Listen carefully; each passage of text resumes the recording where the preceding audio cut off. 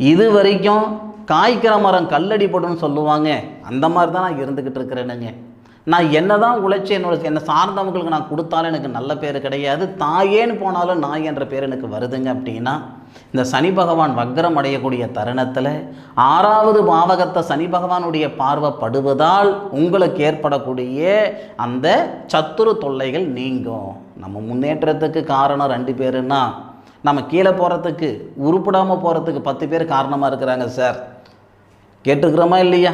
அந்த மாதிரியான சங்கடங்கள் எல்லாம் சரியாகிறதுக்கான தருணத்தை இந்த பிரபஞ்சம் தரப்போகுது சனி பகவான் வக்ர பயிற்சி காலகட்டத்தில்.